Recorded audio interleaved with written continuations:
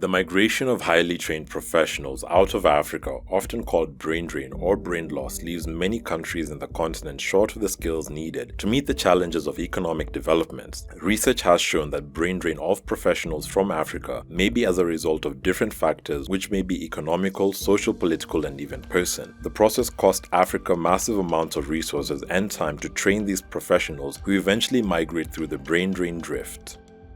The impact of brain drain is particularly pervasive when it comes to public service delivery in the health sector. In too many African countries, there are more locally born physicians residing outside their country than in it. This puts an enormous strain on public health delivery on the continent, especially considering that there are not enough physicians to attend to citizens in most African countries. According to World Health Organization, the African average, calculated using the latest data year in the period 2020 to 2021 for 26 countries for which data is available at times of collection, is 0.45 physicians per 1,000 people. Currently, only 3 African countries have at least 1 physician per 1,000 people: Libya, Mauritius, and Tunisia, with a physician to population of 2.09, 2.00, and 1.29 respectively.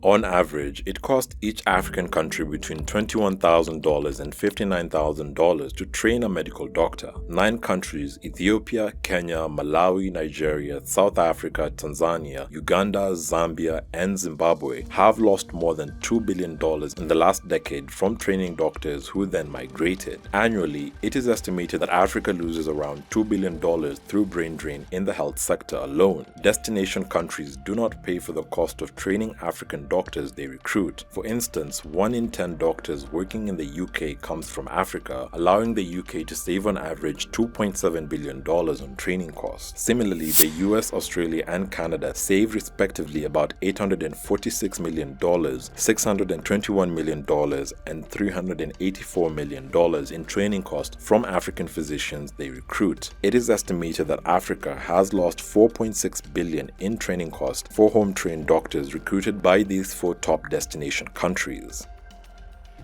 Migration of skilled African nationals, especially young professionals, does not only result in the depletion of the continent's skilled manpower. Africa also loses billions of dollars in the cost of training these people, who then migrate to seek better opportunities elsewhere. This calls for urgent action to reverse this trend. The African Union Migration Policy Framework 2018 to 2027 makes several recommendations on how to curb brain drain on the continent. These include generating gender-responsive economic development programs to provide gainful employment, professional development, and educational opportunities to qualified nationals in their home countries. While African countries must put in place the necessary mechanisms to implement these recommendations, they will have to be complemented by adherence to meritocratic recruitment procedures, development of infrastructure, and provisions of incentive mechanisms to attract and retain highly qualified African nationals.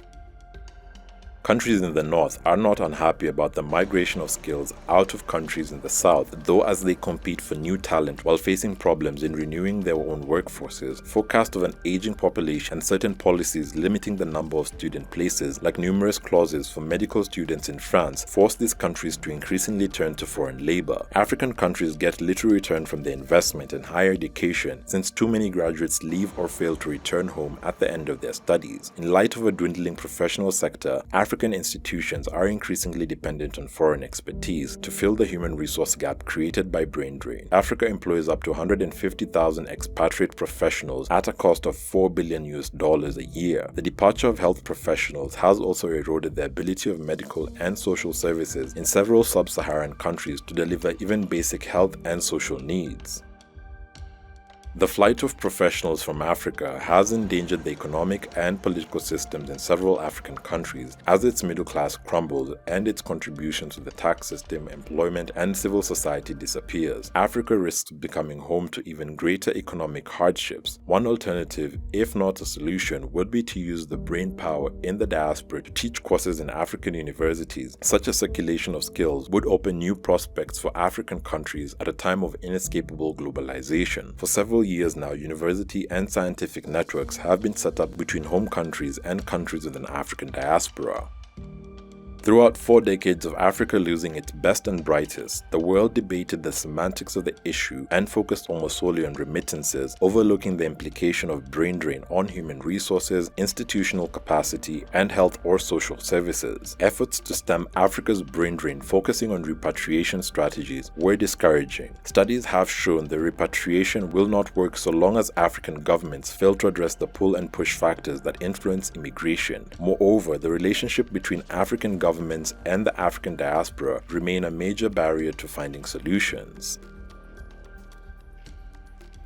Thanks for watching. Please subscribe, follow, share and like our video. It's the best way of supporting us. And remember, Africa is watching.